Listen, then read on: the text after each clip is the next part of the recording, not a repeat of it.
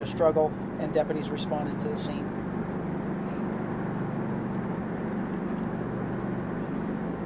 Once there, Deputy Calhoun was the first to arrive. At this point, we are not completely sure of the circumstances surrounding the initial contact. The second deputy arriving found our deputy wounded in the street, and a gunfight between the suspect and that deputy ensued. The suspect was hit. He was treated at the scene and transported to the hospital. He's currently in critical condition. At this point, that is all I can tell you about the call. I will not give any information about the suspect. I'm sure there'll be more to follow as we prepare for another deputy funeral. I will take questions, but keep in mind, it is very limited to what I can disclose. Sheriff, condolences to you and your department, first of all. Is it true that it has been 20 years since you've lost a deputy in the line of duty until 2 weeks ago? Yes, 2003 was the last time we had a deputy murdered in the line of duty. And then obviously Deputy Cordero 2 weeks ago and today. And when you say that this deputy was going to be a dad, was his wife pregnant? She is. She is pregnant. And Sheriff Bianco, your message to the community and to your deputies during this difficult time, like you just mentioned, obviously, Deputy Cordero, this was just 2 weeks ago today. We are sadly in a time where there is a growing population that has absolutely zero respect for other people. They have zero respect for authority. They have zero respect for law enforcement. And nationwide, we are confronting these situations with armed individuals that, over what seemingly seem to be minor disagreements, are willing to engage law enforcement in life and death gun battles all too frequently. We are obviously grieving at the Sheriff's Department. Law enforcement in general is grieving. We're now involving San Diego Police Department, who for 2 years worked side by side with him. They are going through the same thing that we're going through.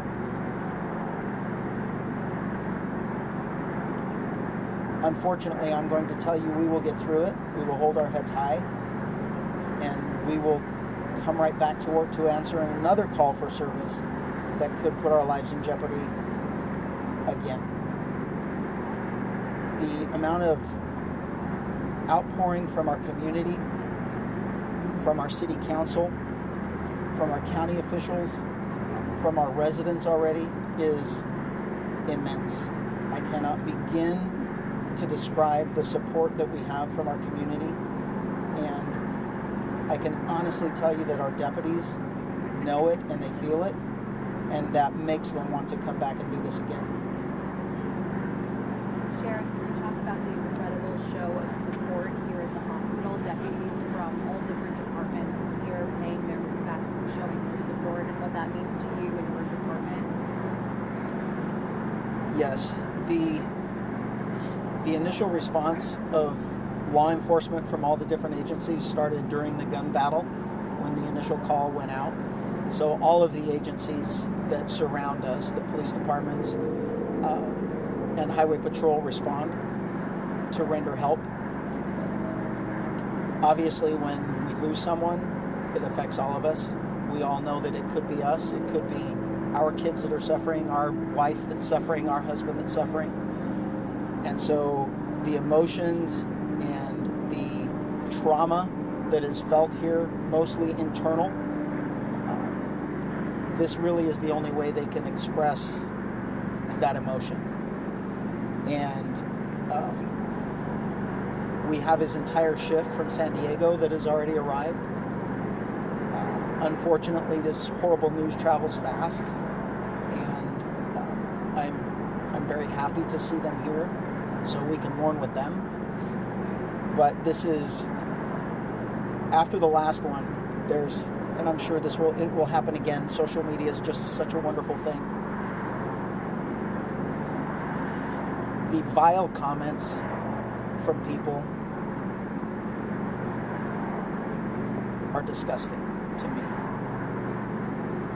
And how we grieve and what we do to pay our respects for someone that gave his life to protect someone else.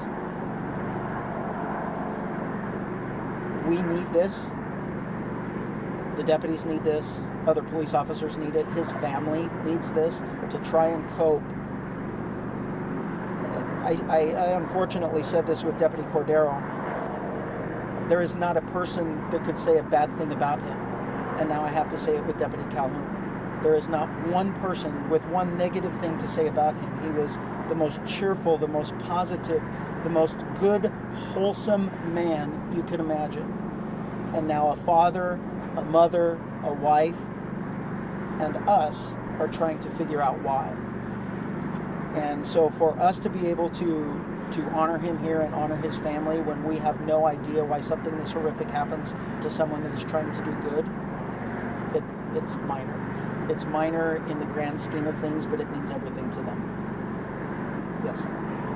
Kitty Alvarado from KPBS News. I could say something nice.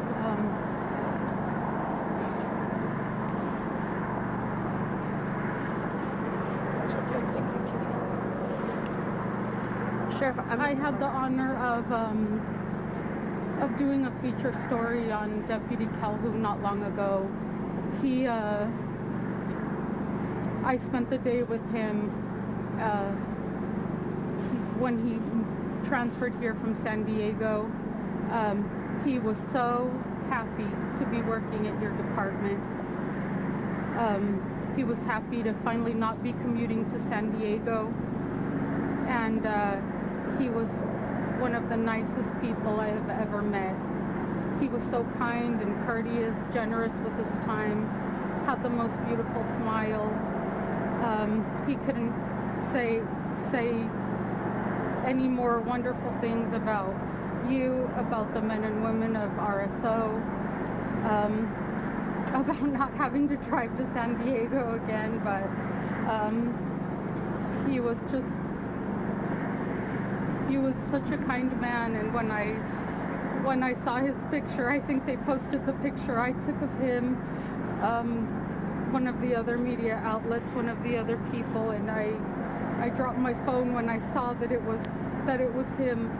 I'm in shock. I'm devastated for you, for his family, and one of the kindest people I have ever met. And I'm so sorry for your loss. And he has a fantastic family.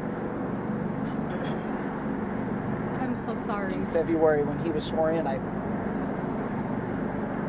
hugged his mother and I promised I would take care of her.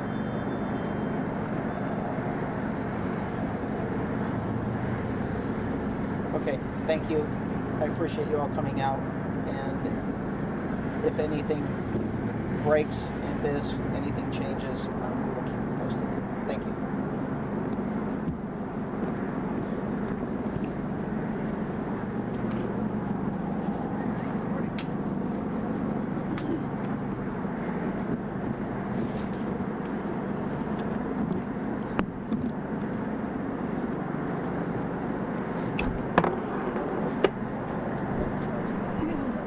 There, and then last February, Calhoun started with the Riverside County Sheriff's Office, so just under a year ago.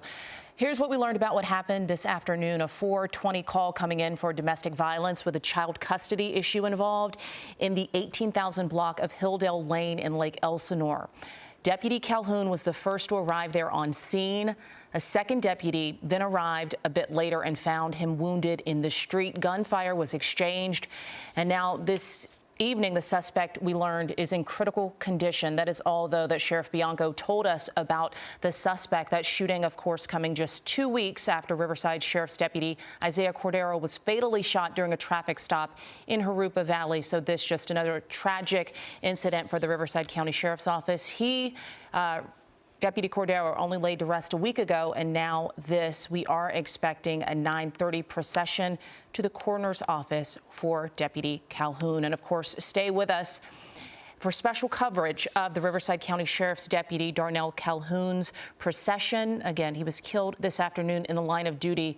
We're gathering new reaction tonight, and we'll have complete coverage for you coming up on Eyewitness News at 11 o'clock. I'm Michelle Fisher. Have a good night.